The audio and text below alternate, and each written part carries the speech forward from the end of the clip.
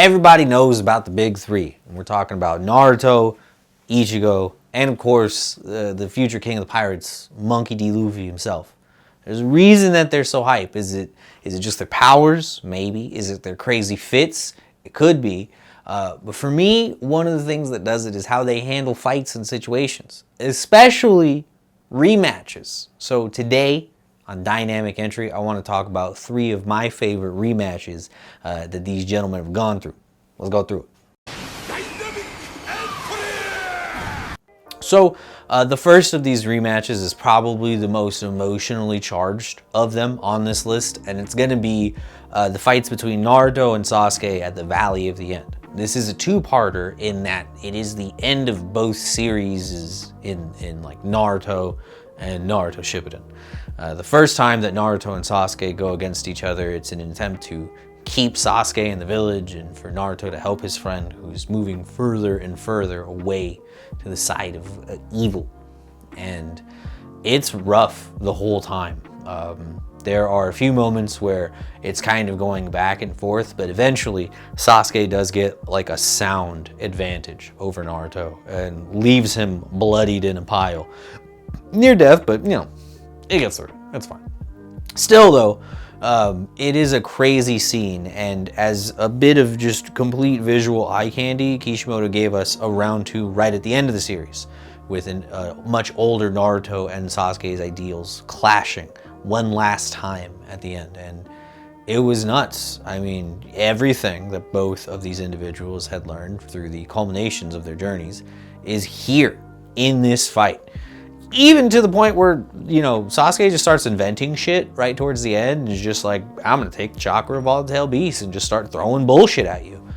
And it almost works, but there's no stronger bullshit than Talk No Jutsu. Naruto manages to save the day and his best friend.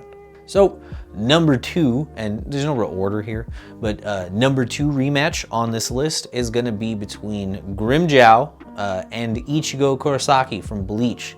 Grimmjow's first appearance is so dynamic. Like, the art style changes, and it's that like clear visual difference of like, oh shit, something is about to pop off. You ever see like Naruto when the old Hokage, the first and second, get reanimated and they fight the third Hokage and the art's completely different and you're like, something's not right here.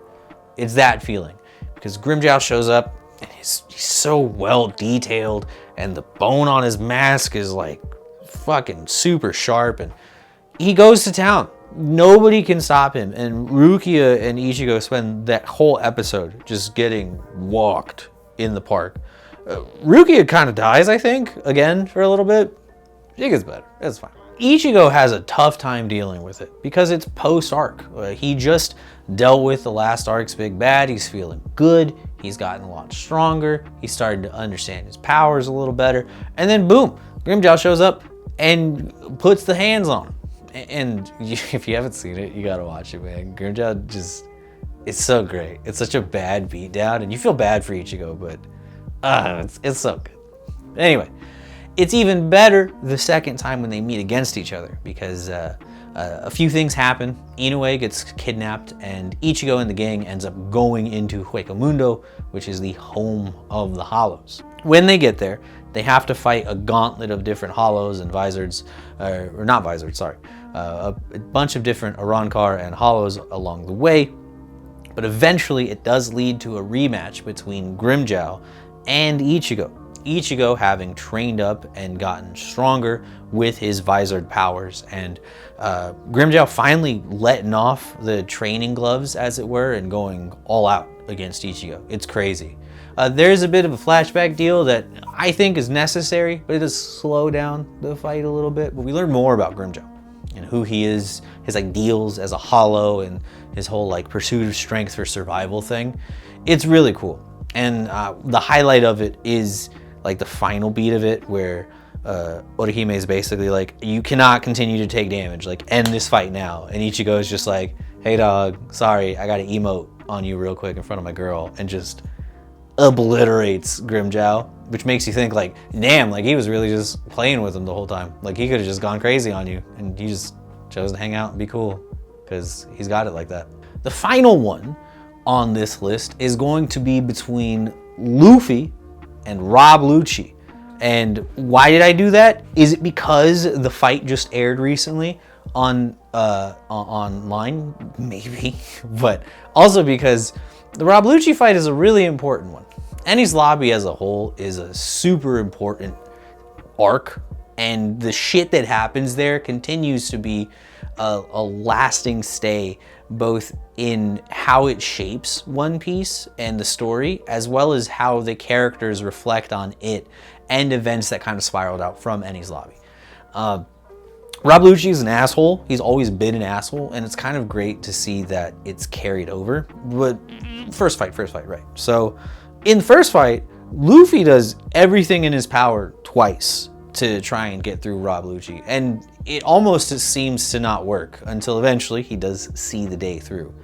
But he's definitely one of the first villains who you're like, this shouldn't have worked. Like, Crocodile got a couple wins and knocked him out, and Arlong didn't look too bad until Luffy stopped playing around and beat him. But like, Rob Luchi meant business the whole time, and it's crazy to think how far Luffy's come since that point, because the rematch is not the same at all.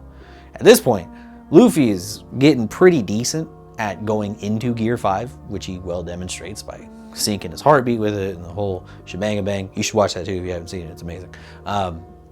And Rob Luchi, in his pride and arrogance, is just completely unwilling to acknowledge Luffy as a new emperor, to see his potential power and the fact that he might not be able to do anything to him. So, going against orders, he attacks him, which, good on you, Rob. You're a hater through and through, and I would have done the same thing in your shoes, even if I was going to lose. It's just like, I don't care. I'm not going to let you get yours, man. I'm gonna give you shit the whole time. And Luffy gives him shit the whole time, because it doesn't matter when he goes into his awakened cat fruit mode.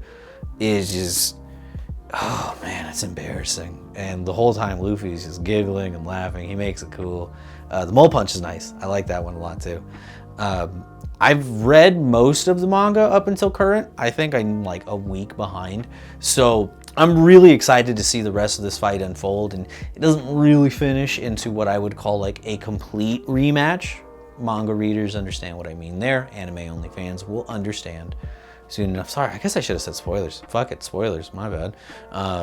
But seriously, both fights are super pivotal in my opinion, as one gives us a clear demonstration of the wall and set of power that Luffy needs to be able to like clear if he's going to keep his friends safe, and the other being a clear demonstration that Luffy is like stepped on the wall and crushed it and moved past it and hasn't even thought about it at all. I think that's kind of cool. Total power fantasy shit. So that is going to be it for our video, but hey, you may not agree with me, and you may have another set of fighters or another set of grudge matches that you think fit this topic a little better. If you do, let's talk about it down below. Or you can like and share the video, send it to somebody that you know. You can follow us on some of our platforms, whether it be on YouTube, Instagram, TikTok. You can find us in a bunch of spaces and places. And hey, thank you for watching. Peace.